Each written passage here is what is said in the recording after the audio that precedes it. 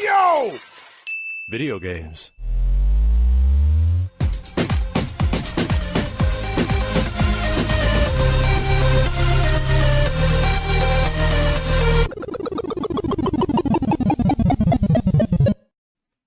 What up, dudes, and welcome back to the YoVideogames podcast. I'm Matt. And I'm Andrew. And once again, thank you to all our generous patrons who've kept us going for 320 episodes. 320. And actually, this is a great episode for 320. There's just crazy shit happening all over the world. Oh, a bit of a, there was a big old bombshell this morning, so... But if you're interested in becoming a patron at any level, please check out patreon.com/YoVideogames podcast. Dude of the week is Jerome B. Thank you, Jerome. Thank you, Jerome. And we should talk about one piece of news because it segues sort of perfect into our sponsor. The Italians have just better C-SPAN than us. Apparently. Definitely spicier C-SPAN. Yeah, and I mean, I'm sure everybody was watching this purely for the story. But apparently during Italian Parliament or Congress or whatever the fuck. Senate or something. There was like a Zoom call, and they're saying somebody hacked in and played Final Fantasy VII porn. Just Cloud, Raw Dog, and Tifa on a bed. Now, it's unofficial. You know, it's like some source filmmaker shit or something. It's unfortunately 3D, but it is very... Gooch made it. But it is very good, high-quality 3D, I guess you could say. Like, yeah, it's well done. The models are very, high-quality 3D character models, and yeah, just... Solid voice work. Yes, Cloud, Raw Dog, and Tifa on a bed. We're not going to have any links to it or anything for obvious reasons. But no, but you can find it on Kotaku. Sure. So yeah, this played like on a Zoom call, I guess, where they were trying to connect all the Zoom windows together or whatever. And they're claiming hacker. I'm claiming super bullshit. Fan. I'm like, bullshit. Someone just had a tab. Someone had the wrong tab still open. The Italian voice of the man who's immediately like, "Oh shit!" Well, stop that. I mean, this all reminds me of when Cuomo from New York got was it the governor or the mayor, and he got fired. And one of his excuses was, "I'm not a pervert. I'm Italian. I'm just Italian. I'm just Italian." Well, ha, sir. It turns out every Italian's a pervert. I don't know how he thought that was going to be an arguable defense, whatever. But it's easy. You boppity boop and all of a sudden you're touching people who don't want to be touched. But the important part of this porno is that it shows us that Cloud does indeed have bush. Well, okay, there's a debate. It looks like short blonde bush. And, like I said, it is a high quality. The 3D character models are actually very high quality, and not just Tifa and her assets. Yeah, I got to be honest with you. It shows a little too much Cloud, a little too little of Tifa for me. But if I was into like dude belly button and abs, my God, yeah, there's a lot of that. There's a lot of that, but there's not. We know what there's not a lot of. Not a lot of bush, because Cloud is very well trimmed for a Mako poison soldier. Which makes me, look, if you're going to be out in combat, you want to make sure that you look your best. You never know when you're going to die.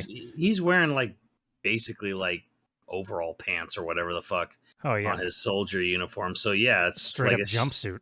Yeah, this shit's riding up him. So, you definitely wants to keep things nice and clean, otherwise all that extra stuff's really going to seal in the flavor. Well, a lot of people don't realize that there's actually 3 materia slots on the Buster Sword, and the last one is perfect fit for the Lawnmower 4.0. That's right. So that he can trim his bush at any time.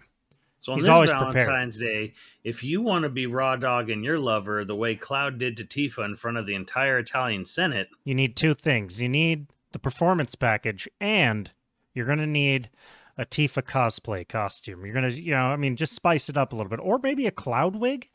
Ooh, flip it. Maybe you wear the Tifa wig and then you peg Cloud. Sure. That'd be kind of cool. But either way, you're Put going to that need on that the internet. performance package, Yeah. which includes the Lawnmower 4.0, which will make everyone else question just how much bush you have, just like they did with Cloud and on the Senate floor in Italy.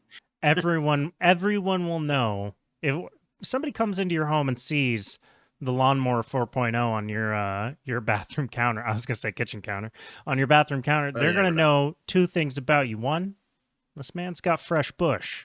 That's and right. two, this man cares about, well, I mean, I guess his lovers in general. I was gonna say his lady, but lovers in general. That's right. You know, really taking care of their oral hygiene.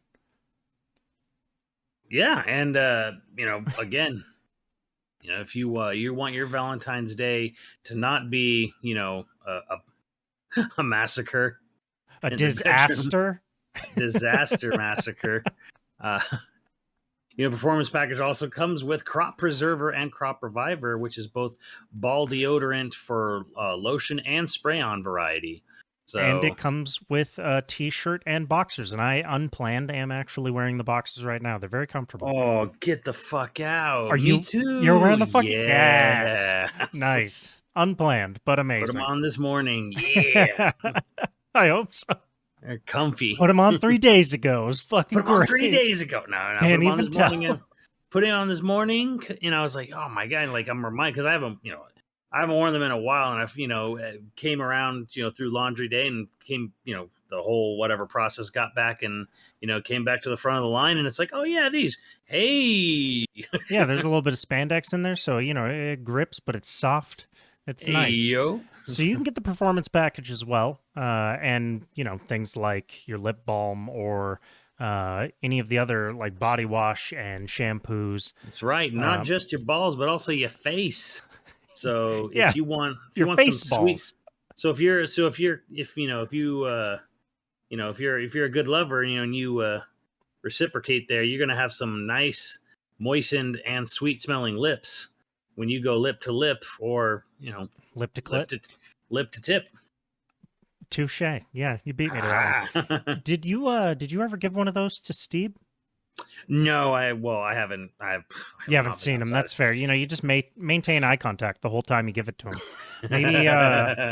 Maybe you put that chapstick on him the first time so he does it right. I've not actually been out of this house much for a while. That's unfortunate because you should be showing off those Manscaped boxers to everybody you can. Well, we're kind of in the middle of a surge, but we're really hoping the surge kind of dies down by Valentine's Day. I no longer believe it's real. It's ghosts killing everyone. It's ghosts killing everyone. That's right, Ann. The only way to scare off ghosts is to drink your own pee or something like. Yeah, well, it's sterile and I like the taste.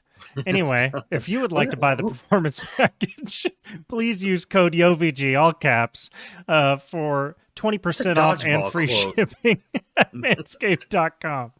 It is, yeah. It's Patches O'Houlihan, who definitely did not use the performance package. That man had bush for days. That shit started at his belly button and ended in his asshole. But laser, blazer, and taser for sure. And Michonne. Oh, absolutely. Are you kidding me? Michonne or Michelle? Michelle. Michelle. Michelle. Laser, blazer. That movie's like ancient now. Like, still there beautiful. are people like there. I mean, I don't know what year it came out. I think it came out like 20 years ago or some shit now.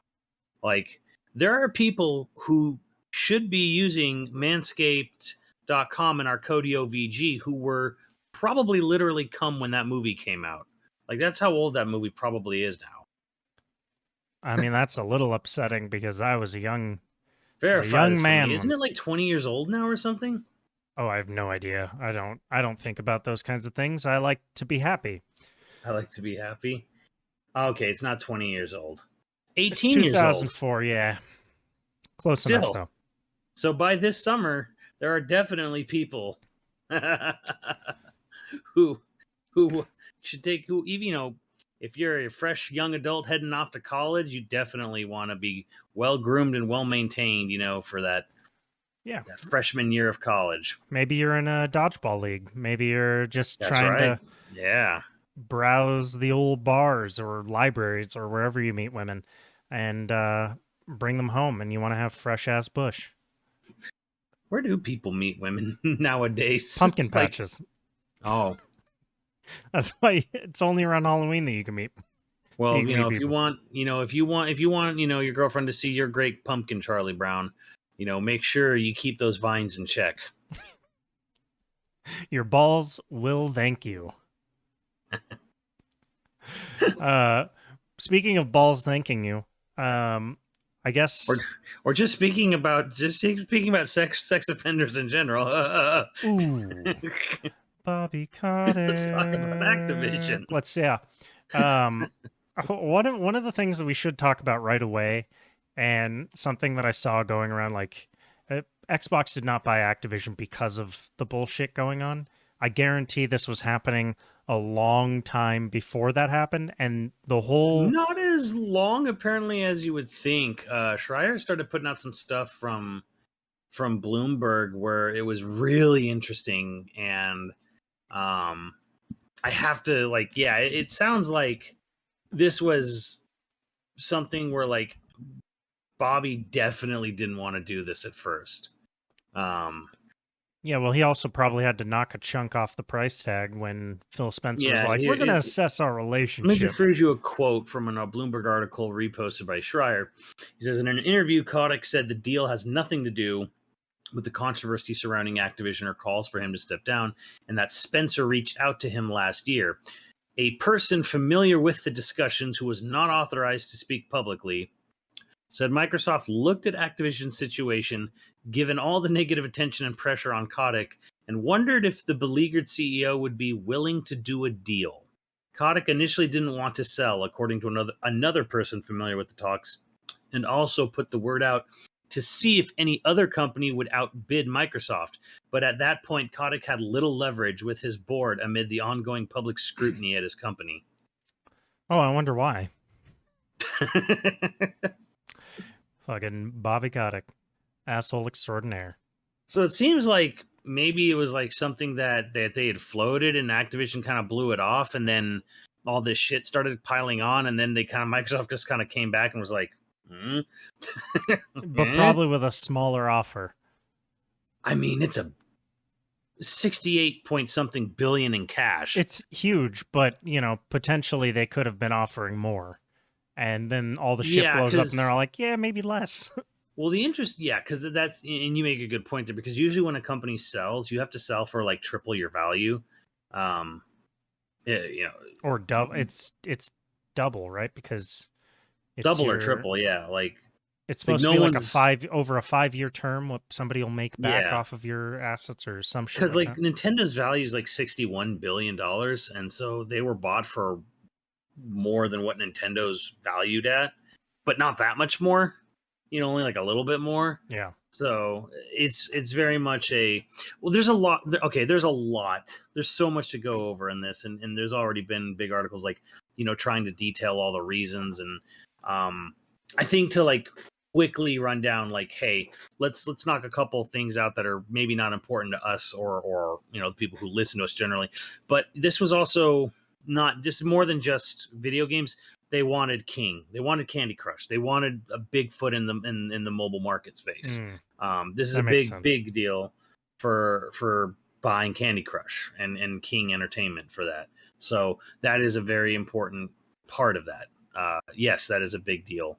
And I listened to a video, really vlog cast, if you will, with Digital Foundry today, and they have similar echoes. And I don't know how you're going to feel about it, but I think you'll be the same. When I was the same with a lot of what they felt, which was that I'm not generally in favor of massive consolidation like this. Same, yeah. Kills competition and shit. But there's so much different. There's so much that's different about this particular deal, this company in particular. It was a shit show. It was a shit show from the inside out. They were doing nothing with most of their IP. And they were doing nothing with most of their IPs. It was like, it was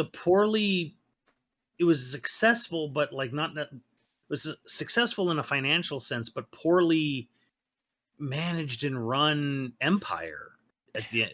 So it's weird to say, but I'm like, I don't really consider this that much of a net negative, really. Like, No. oh, we're losing Activision, and like we're losing COD, and then like whenever Blizzard occasionally gets stuff out, because before today, let's not forget how badly things were looking over at Blizzard's campus. Both Overwatch 2 and Diablo 4 were apparently completely in the shitter development wise, and both of them were rushed into production because they were getting shit on from their fan base because of how they completely bungled the fucking Overwatch debacle with the tournament there, and so they were kind of quickly like trying to like get everyone to forget about all the all the dick sucking they were doing to other people, other authority figures or whatever.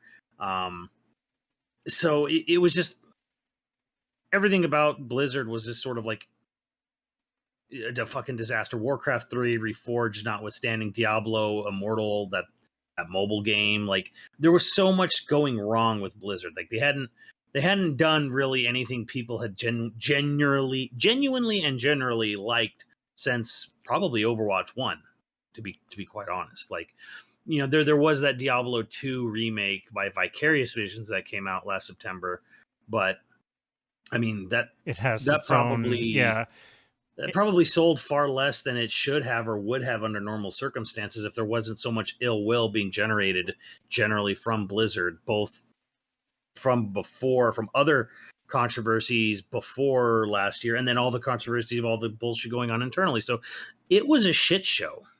Yeah, and I mean, and you had the controversy of the online DRM thing that just came out as well, where like the game actually will like lock you out of the game if you don't go online within 30 days. Piracy. That's why piracy is going to make a huge comeback. But yeah, they're basically like promoting it. I think one thing that I think is going to happen that I've seen, it's sort of 50-50 on the quote-unquote experts saying, I think COD's probably going to stay multi-platform just because of how much money it makes. Just overall. No. I'm gonna hard disagree on that. It's $70 billion. They're not spending that money to be nice with other people. Now what will happen is that any ongoing existing CODs that are still being supported, like Warzone, will continue to be supported on PlayStation. It doesn't make sense, especially for a free-to-play. Like, if they make another free-to-play Warzone Battle Royale type thing. If they make a Warzone 2, if you will, right, that will be Microsoft PC exclusive. You think so? Absolutely. They spent $70 billion, and yeah, exactly. Why would they want to cut half the fucking audience? Because they can, because it takes away audience from Sony, because that gives them market share, because it further entices Game Pass. That's the whole point of this thing. And they're using the same language because some people are saying like, well, they said they would take it on a case by case basis, and some things will stay. I'm like, this is the exact same language used with Bethesda. But this deal's not final, and this deal may not be final until the middle of next year.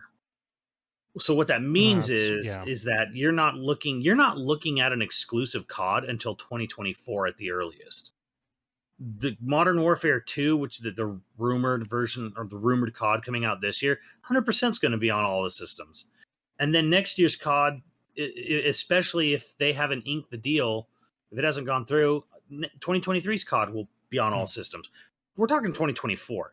We get to 2024, no more COD on PlayStation.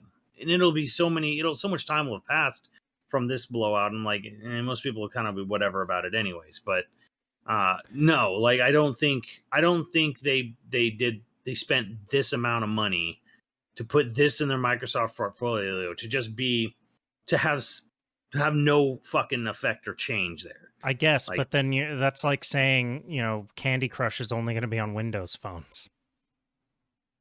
Mobile's a whole different ball of wax. There is no like, but whales are whales, console war, if you will. on mobile. It's just like like people don't pay attention that much to their phones. Like Apple, I mean, maybe is the only argument like you could make for like, okay, well, this has true brand loyalty or whatever here, but no, I don't think COD is going to just remain multi-platform forever. And I don't think, here's the thing, I don't think COD is going to be in anywhere near as much constant development as it is now. And I think that's a good thing. I think this is one of the best things about this is that they're going to have COD. They're going to have COD, Doom, Quake, Gears of War, Wolfenstein, and Halo under the same umbrella as COD. I think Microsoft's going to sit there and look at the 10 studios that are on that conveyor belt of making a COD come out every year, and they're going to be like, all right, fuck it. Like 2 or 3 of you can keep making COD games. The rest of you we're going to put onto other stuff. Because I don't think Microsoft is going to care that much about having a yearly COD game. I agree that they have plenty of other options. Yeah, in COD would theoretically cannibalize Halo, for example. Yeah. So next time when Microsoft has another Halo Infinite 2 or whatever, by the time we get down to that, where they're going to have like the next campaign and whatever, next big update for Halo, they're going to make damn sure there's no COD that year. You are going to see a Halo made by the COD multiplayer devs. Probably at some point in the future. Well, that's the interesting thing, because there's so many studios that work on, like there's the 3 main studios: Infinity Ward, Treyarch, and Sledgehammer.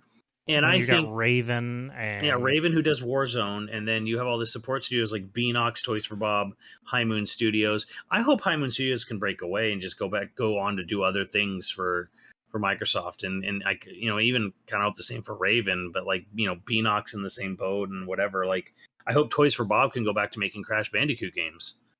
I think people would like that. That's a trip too. Is Crash Bandicoot's now an Xbox exclusive?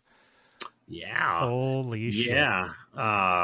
So yeah, I don't think you spend $70 billion on an acquisition like this to just keep things status quo. You're doing it long term, and it's more than just money. It's market share. It's market share and it's mind share.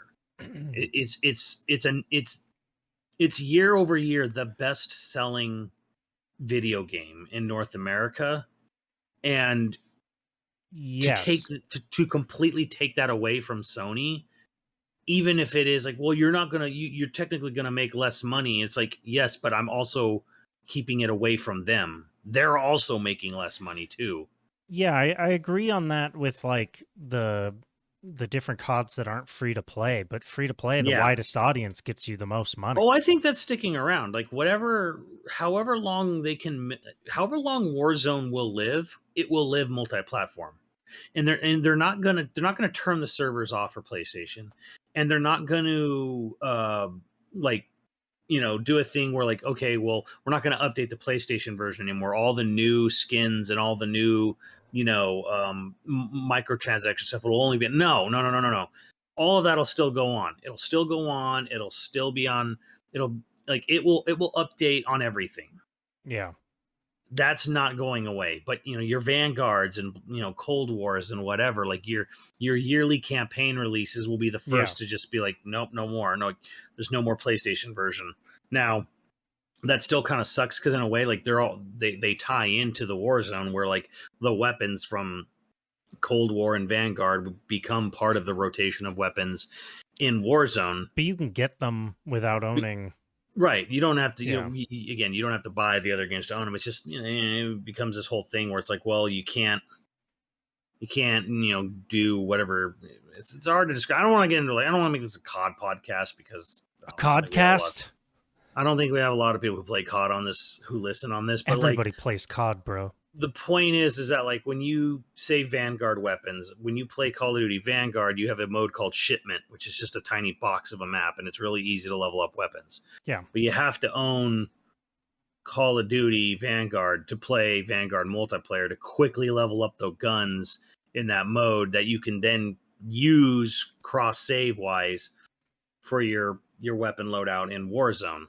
There are ways in Warzone to quickly level up weapons. And that's fine. And they all sort of suck compared to using Shipment, sure. Sort of.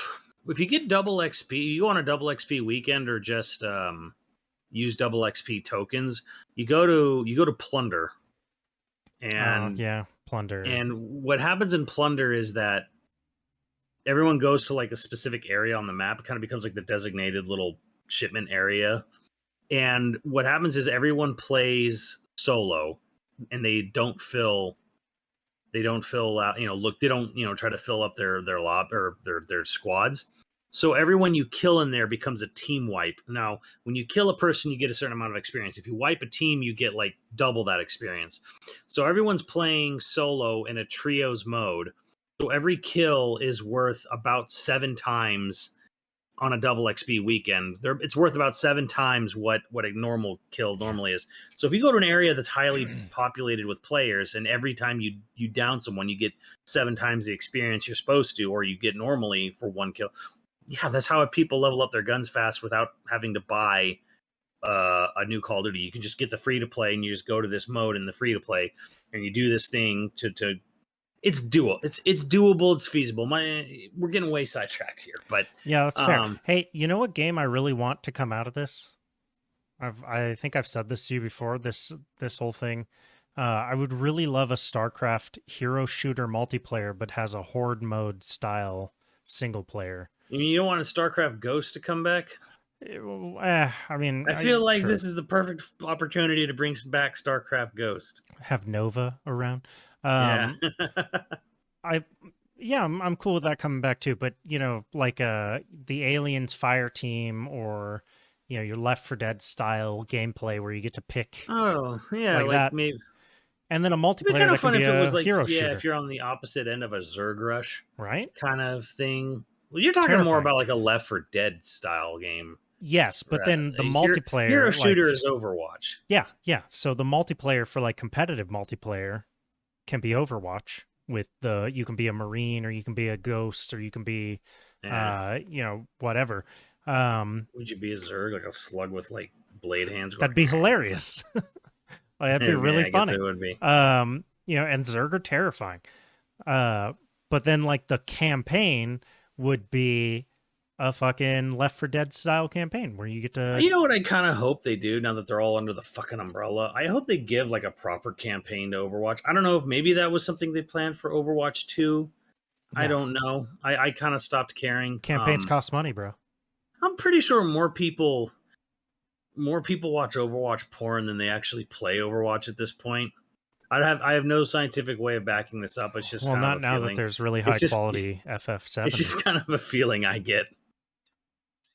and I see that brought up a lot amongst Overwatch community. I'm like, nobody's here to play Overwatch. Everyone's here for the art and the FAP, the art of the FAP. Yeah, didn't we watch one of the Overwatch porns or something like that on a stream live reaction? Yeah, because there was like some story that broke out. I forget, like Activision was suing someone or something, or someone was like, who cares now? Because they gave Widowmaker like a dick, and it was Widowmaker banging a bunch. Well, it's funny in hindsight that they're sitting there like, we don't want sexually deviant content coming out of our characters and our IP. By the way, meet me if you're a young hot single female. Meet me at the Cosby Suite at BlizzCon. Yeah, they want to be family friendly. Yeah, they like group deals. We're a bunch of fucking hypocrites. That's why I'm okay with this buyout. It's huge. Here's the thing. I don't know if people realize this, but it's insane. Activision Blizzard is the largest third-party publisher in the world. Not anymore. Yeah. It was. And they long overtook EA, and EA was no chump either, because they still have FIFA for the rest of the world and Madden for America. EA has so much money invested in that. Their little like virtual casino of FIFA and Madden. Madden for America, FIFA for everywhere else. So, but and this was bigger than that. So they had one of the largest games ever on mobile. They had the largest game, in North America with Call of Duty. They had, some of the largest, at least, they had one of the most historically biggest PC developers, with Blizzard. So it's like, they were huge. They were Yeah. huge. Like when people, the Bethesda acquisition was huge because I'm like, that's a big third party and it has a lot of studios and a lot of IP. But it's like you don't sit there and go like, well, no one's gonna buy Activision. They're the biggest. Like this is like watching like a pelican eat like a small child or something. Yeah. Like at the beach or something. It's like because usually it's about like this: the bigger fish eats the little fish, and it's like this. This is like a big fish that ate the biggest fucking fish it could find. It's two sharks fighting. Yeah. It's just that one of them's a sexual deviant. Um, Yeah. I two One of them's a things about dolphin. this. Two things. Oof.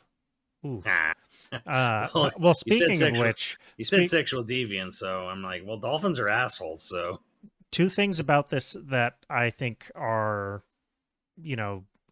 not necessarily. Well, one of them's talked about, but one of them's not. One, Microsoft's not done. I don't think Microsoft's still going to buy more.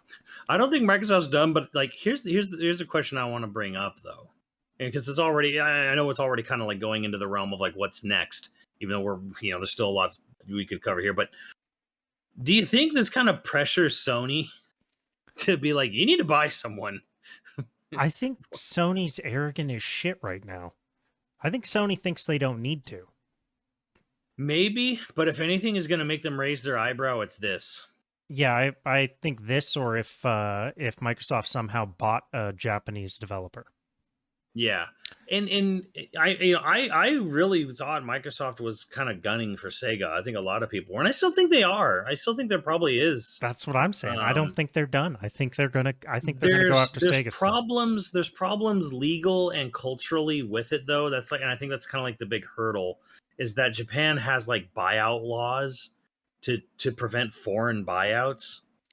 Okay, well, nobody told Tencent. Yeah, right. Well, I mean, it's like Fuck. they're making. Well, they're not making full buyouts. A lot of what they're doing is like buying stock or buying like partial ownership or buying like making deals. Like they're kind of like like they're not straight up like I did like Tencent's not like we bought Sega outright completely. Like, Yeah, we only own 49%. Yeah, like they take them. They're doing like we try to weasel away into like a majority shareholder or whatever. And part of me is just kind of like, oh, get over yourselves. Yeah. Like, because Sega is in. I don't think Sega was worth as much as Bethesda probably, and they sure as fuck weren't worth as much as Activision Blizzard. So.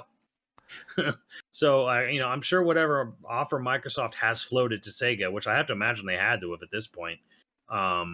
Nowhere near this price. For damn sure, nowhere near this price. And I think Sega's a damn fool for turning them down.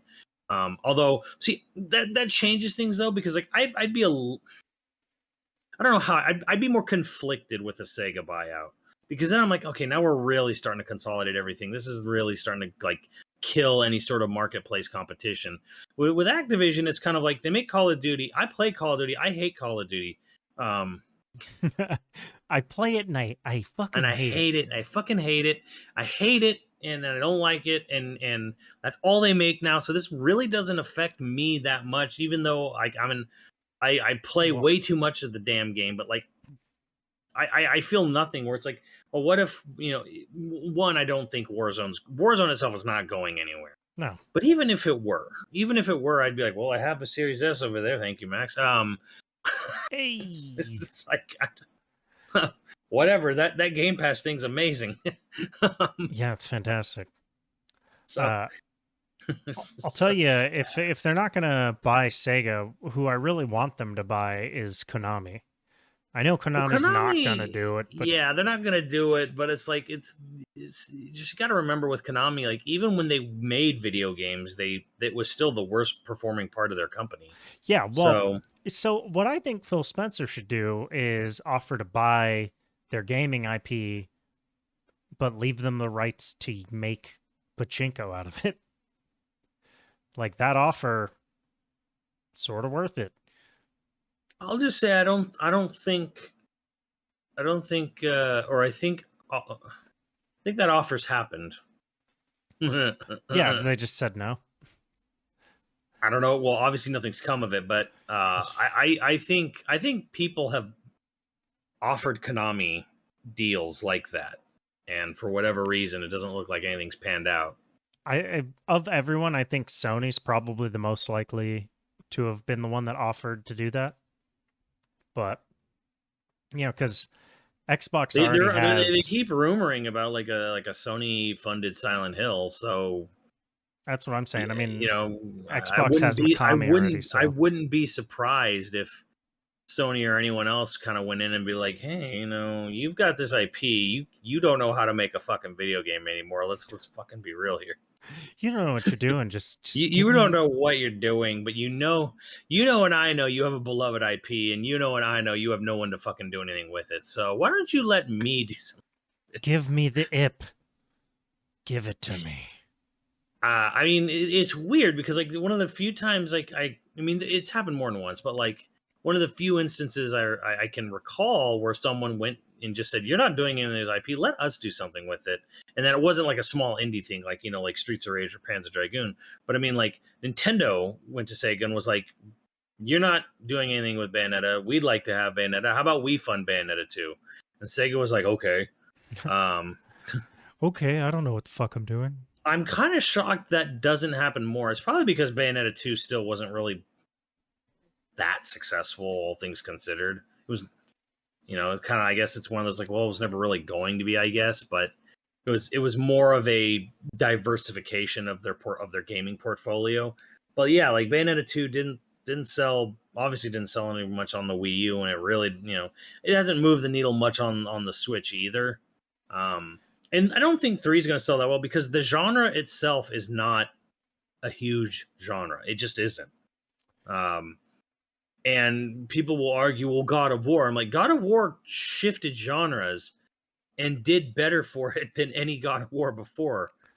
Yeah, I think one Which thing kind of brings me back to my point. I'm like, that raw character action game, your Devil May Cry, your Bayonetta, even your classic style God of War, it has a bit of a ceiling as far as like audience. Like, and I am that audience. But let me tell you, like, it has a ceiling. Like fighting games have like this weird ceiling they can't get past. Fighting games are kind of getting past it, I think, a little bit. But like, yeah, it's like, the big part of that though is cost. Yeah, right? well, a lot of those games are $60 as well, and it's like they're $60 and they're generally short. Replay value comes in how much you want to master the combat system, which most people don't have that time or patience for, and they just kind of look at it as like, well, I'm just repeating the same shit. So in you can be well, here's the thing, you can be successful with that genre, but like it's the return on investment's actually shrunk a lot, because to make a game on PS2 that's a character action game was a lot less overall money than it is to make a game now, because like Devil May Cry 5 was not a cheap game to make. No. It was expensive, and it sold the best of any game in that sort of subgenre has, and it's like 5 million or so. And that's your ceiling, which is it's nice, but very few games reach that much. So like, if you're going to spend, what is Horizon money on a video game, you're going to want Horizon sales, which by the way is over $10 million, or sorry, 10 over million 10 million units, copies. Yeah, it's like Ghost of Tsushima is the same thing. They're 8 million now, and they're going to be 10 soon, if they aren't already. So it's like, that's the thing, is like, if you're going to spend that kind of money on a game, you want to go beyond 5 million. You want to.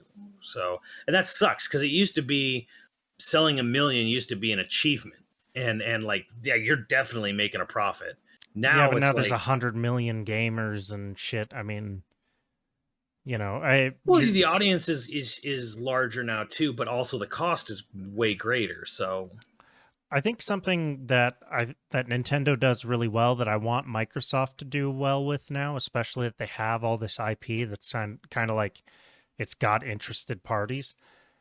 It's sort of that like tent pole mentality that everybody got into. Nintendo's always done a really good job of picking things like Bayonetta, where they're like, okay, it's not going to make us a, $1 billion necessarily. It's going to make them $1 billion, but it's that mid-tier, right? That mid-tier movie, that mid-tier game where they're like they want it to make a healthy, solid return on their investment, but they're not looking to, this one's not a tent pole.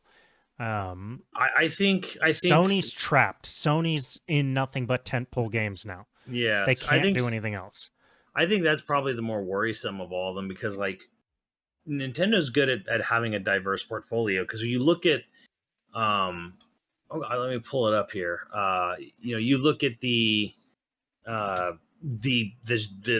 wide variety of genres and things that first party Nintendo covers. And it's kind of nuts, right? Like, I have a really outdated list of sales on it, but regardless, let's just quickly go down the Switch, from their best selling to their whatever, right? Mario Kart 8 racing game, best selling game. Animal Crossing, I don't even know what you fucking call that. A virtual dollhouse simulator is their second best selling game. Sims, it's a Sims game. A Sims game, like a simulation. Like Smash Brothers fighting game, it's their third best selling game. And then Breath of the Wild, their big open world game. And then Sword and Shield, their fucking creature collectathon. Mario Odyssey, a 3D platformer. Super Mario Party, a fucking friendship ruiner. Friendship destroying simulator. Whatever. It's a board Unless game. you have lip balm with you.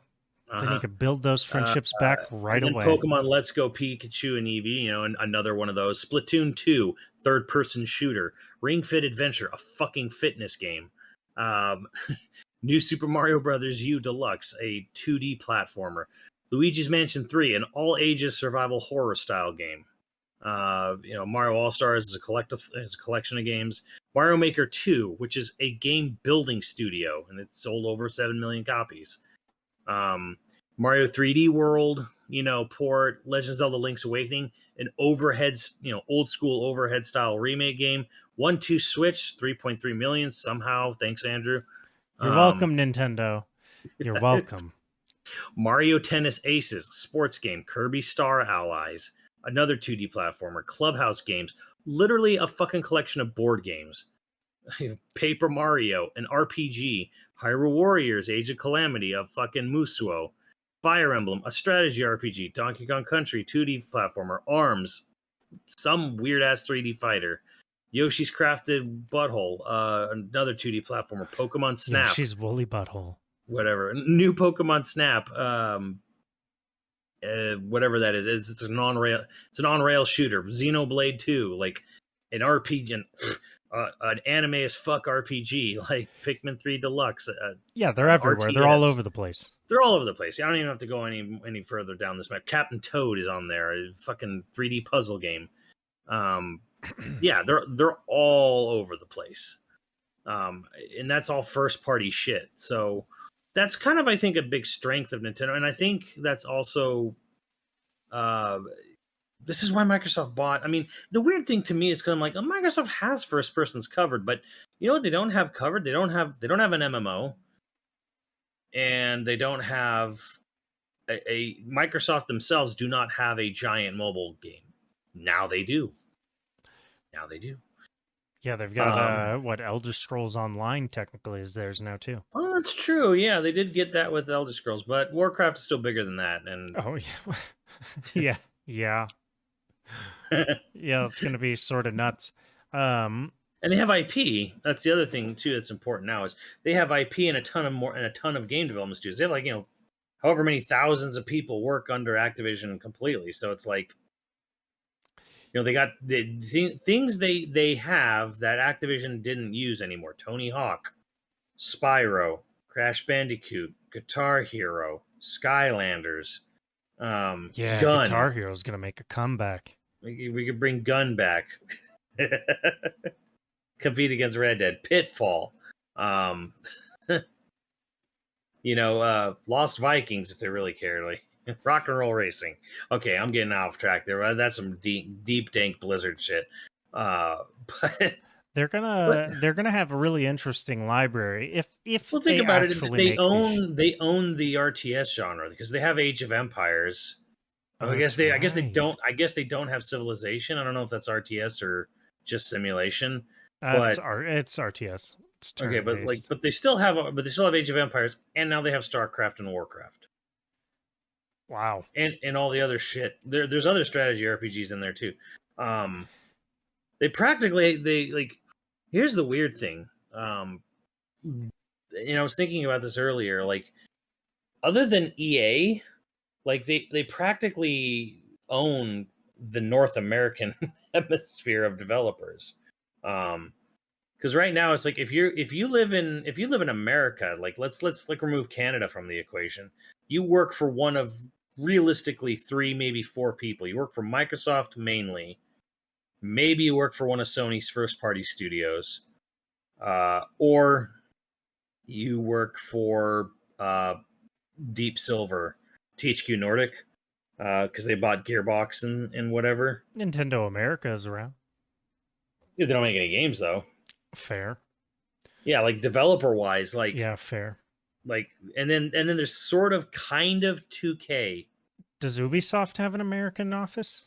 I don't think they have one in North America. They have them in Canada, but they don't have them in USA. Like USA is like I mean, USA Canada's north. specific. Well, USA specifically, if you're a developer in the United States of America, you pretty much work for Microsoft. Probably like there's like a 7 in 10 chance that you work for Microsoft now if you're not indie, and then They really or dominate. you maybe work for Sony, one of Sony's big first party studios, or maybe Koch Media, Deep Silver, over in Texas or whatever. I'm struggling right now to think of an American studio. I mean, there are other small ones. There's indie studios and shit, but I'm struggling to think of any major American developer left that isn't owned by Microsoft at this point. I guess Amazon Studios kind of sort of exists, but it's not much. Yeah, they haven't done anything huge in. Yeah, and 2K, I guess, is the other one. Like you work for 2K, maybe. Yeah, who does 2K own? 2K owns Gearbox, right? No, they own they own Rockstar. Yeah, they own Rockstar. I thought they owned Gearbox. No, Gearbox was independent. They're not anymore. They got bought by Deep Silver. Oh, so okay. So they were contractors that worked mostly with a lot of the time with 2K, but in the weird twist of fate, 2K didn't buy Gearbox. Deep Silver did. That is sort of weird. And Deep Silver is part of the umbrella that, when I say Deep Silver, I mean THQ Nordic, Deep Silver, Koch Media, whatever, like Gearbox Publishing. They're all the same company. They're all under the same person or same umbrella, which is a big European blob, mostly. So, yeah, it's sort of crazy. Well, so is there any one particular IP that you think Microsoft definitely will bring back, kind of like my StarCraft? I think Crash is. I honestly do think Crash Bandicoot, either Crash or Crash Team Racing. I think Microsoft probably knows that there's definitely an audience there. I think Crash Team Racing is a smart idea. Right. And you would think that, well, they didn't do anything with Rare. I'm like, because by the time Microsoft had pulled its head out of its ass collectively, and put, by the time Phil had gotten in charge of Xbox, all of the important people at Rare who made platformers were gone. But what's different here is that Toys for Bob and who's the other one that did so? Well, Vicarious Visions, they still exist, and it's only been a couple years since they made the Crash and Spyro and Crash Team Racing remakes and Crash 4. Yeah, like they just got off. They just got done with that shit. So it's like this deal not only does it include Crash, but it also includes people who just brought Crash back, even though Activision immediately axed it and was like, Call of Duty for everyone forever. Call of Duty all the time. But I think it's a different Microsoft, it's a different Xbox platform now. So I think for sure, I think Crash Bandicoot now has way more chance now of continuing from that Crash Bandicoot 4 game. Way more chance of that going forward now than it had nothing happened. Had Activision stayed Activision, because they'd put Toys for Bob in the salt or the cod mines. So Now I think Activision being part of Microsoft's going to look at this like, okay, I don't need you to make a Call of Duty every year. I don't need all 10 of your studios, bumbling their way into this. Like, I'll put out a COD every 2 or 3 years now. Especially if there's going to be a battle royale / live update. You could easily go a couple years between. Absolutely, they didn't even need to release Vanguard last year. You want to be 100% honest, like that game didn't need to exist at all. Like they could have. It's funny because it's the best-selling game in North America for 2021, but which came out today as well. But like, yeah.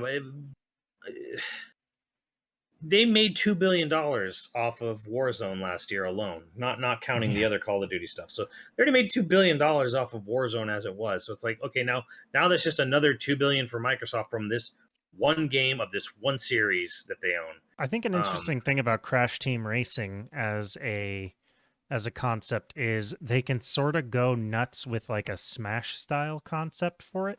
That's the thing. I mean, like it's funny because like they don't have a fighting game. Like they have KI, or that's its own what the fuck story. But and sadly nobody at Activision is a fighting game developer either. So it's like, fuck. But they could get fighting game devs to be interested. Well, yeah, but like going back to what you were saying, like now Crash Team Racing, they can do Crash Team Racing and they can just start leveraging. They can just start throwing IPs in there now. Yeah, if they all own it. It's Think about all the rare IPs you could put into the racing. Yeah, because I think Activision did put Spyro in the Crash Team Racing remake. I think Spyro was a guest character, but it's like, well, now all of Rare, and yes, you could throw fucking Master Chief in there, in like a little mini warthog. Yeah, a little mini. That'd be fucking great. As long as it handles like shit, yeah. It's got to handle like shit. Great turns. Yeah, as long as it's terrible to control, it'd be great. Or like get him in get the Arbiter in a Ghost and it's all loose and and drift way out. Master Chief has to be one of the super heavy racers. Yeah, because he weighs so fucking much.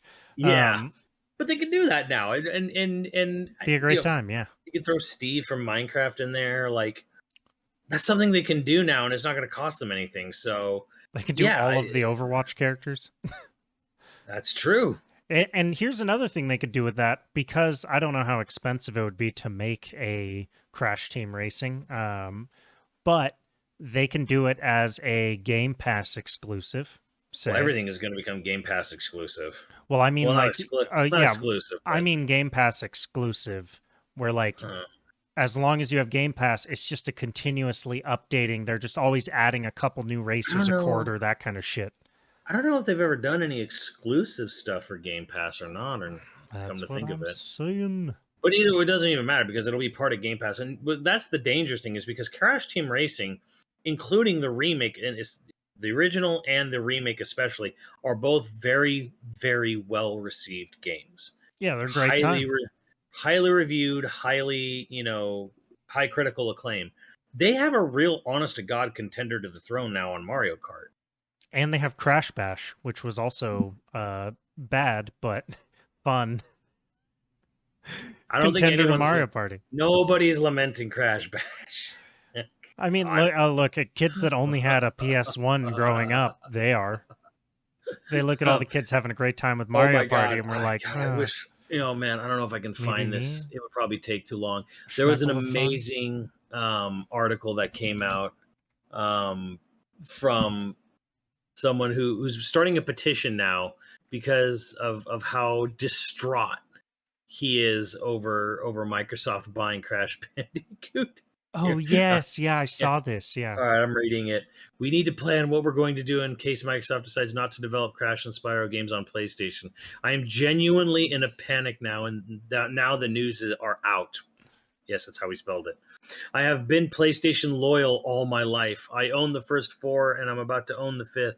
Crash and Spyro and my childhood and my present. If they get away from PlayStation, I don't know what I'm going to do. Imagine PlayStation bought Mario and took it away from Nintendo. I suggest if next games are not to be released on PlayStation consoles, we do a riot. a heavy online campaign against it or anything to get Crash games on PlayStation.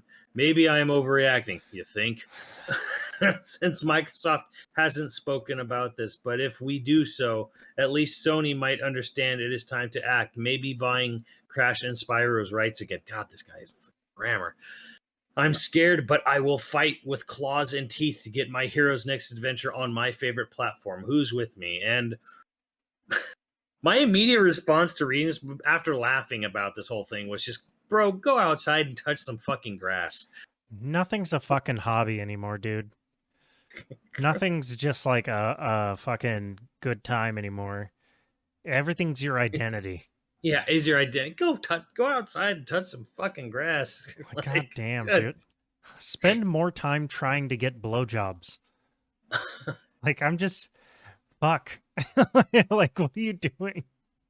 Well, the thing is, he says it's been his whole life, his childhood, and his present, and he's owned all the.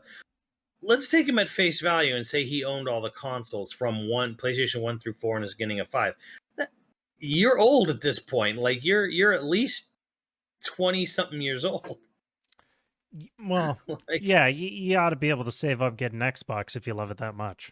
Well, right, but my point is, like, 95 was a long time ago. Like, that was over 25 years ago. This person is hitting their late 20s. Probably early 30s. They're my age. If we take them at their word. I wrote it, okay? I'm sorry. I love Crash so goddamn much. But only on PlayStation. Yeah. It doesn't matter that I have a great gaming rig. Okay. You know, I used to say like console fanboyism was just sort of like a puberty thing. Everyone just kind of goes through it, and then you grow up, and like, no, people don't anymore. People don't grow up. They don't fucking get outside of their console war mentality. Well, it's another thing where it's like all this shit is connected to your identity now. It's sort of how we've talked in the past, where it's like back when we were kids, if people found out you played video games as a hobby, you mostly got mocked. Like, it was mostly like a nerd thing to do. Nerd was an insult. It was nerd shit. And now, like, by the time probably we got into college, it was normalized to the point where like everybody was wearing fucking "I'm a gamer, I've lived many lives" type fucking t-shirts and shit. Yeah, which is great. I'm glad nobody's getting bullied for it. I want to say it started happening. Yeah, somewhere around. And it's great. It's just like it's this weird thing where like identity, hobby. It's not a hobby anymore. It's an identity. Like, it didn't. I mean, don't get us wrong. We love video games. We love talking about video games. Yeah, but it's clearly. At the end of the day, I'm like, I'm not going to ever be brand loyal or I'm developer loyal, but I'm not publisher loyal. I think again, like the hierarchy is like the thing I trust the most is an individual, and then the second most trustworthy thing maybe is maybe a developer, and then the last person I fucking care about in a video game, hierarchy is the publisher themselves, because fuck the publisher. There's this thing in like the film community, mostly film school kids that went to film school and it's our identity. Like guys that get really defensive about any A24 or Focus features. Oh yeah, like they're the elitist snobbery. Yeah, A24 makes films. They make cinema. Yeah, I was I don't even know who it was on Twitter, but I was just kind of like, I liked The Green Knight, and somebody was like, The Green Knight was the finest film made, blah blah blah blah blah. It was from A24, and like the mildest criticism. A24. There's nothing wrong with it. I criticized how it was marketed as an action film because it's not. It's clearly not. It's a romantic adventure. It's a classic romance, and the guy was all like, "No, it wasn't marketed wrong," and like I don't remember exactly. It was. Yeah, it was totally marketed wrong. I don't know what the fuck you're talking about. I mean, I didn't know much about it. Like I kind of did like a quick little like research on it. I'm like, oh, I'm like, okay, so if they're doing it. From what I gathered, from what little I read about like the source material, I was like, oh, so if they're making an accurate representation of this is not an action movie fucking at all, is it? No. Nobody saw the come on the belt thing coming, but I expected a chivalric romance is what it is. I did not expect any battles and stuff like that. I mean, there was actually probably more action in it than I expected.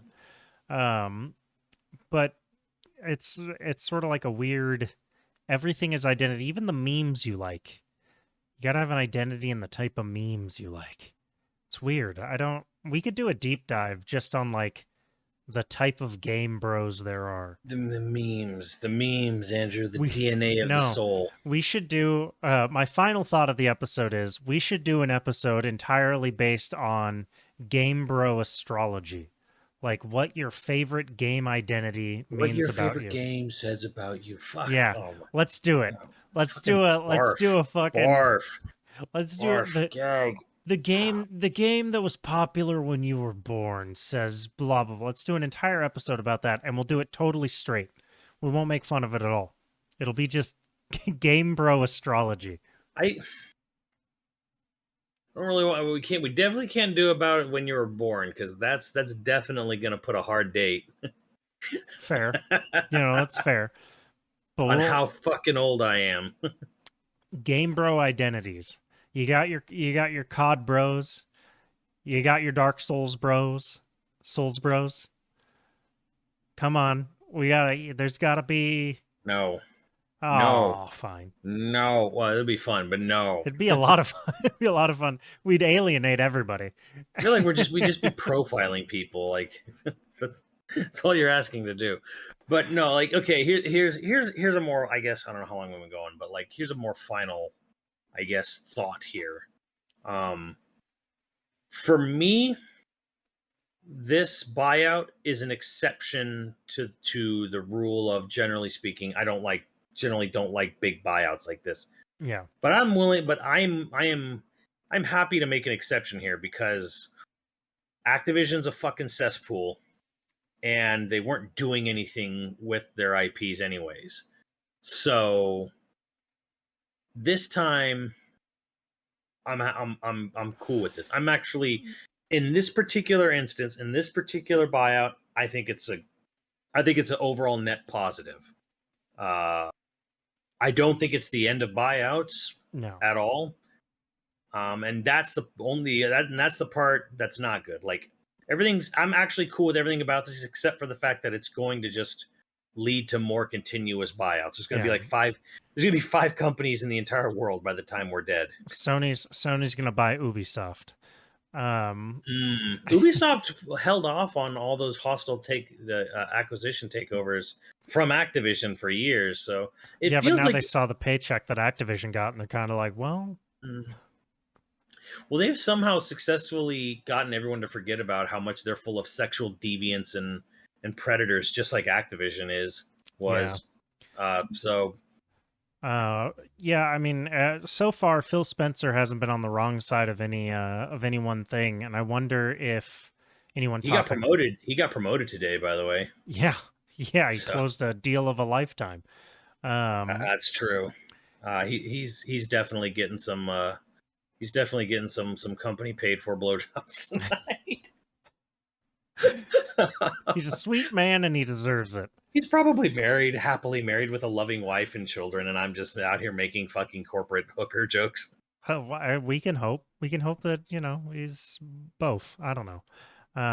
As long as he's being respectful about it. On that note, I mean, look, he did buy Activision. Their black book is probably thick.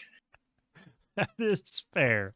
And good luck, Phil Spencer. On that note, we've got producers to thank.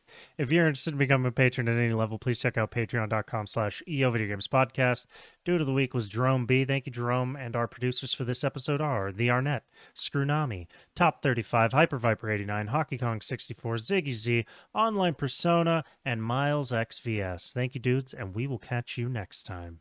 Later, dudes.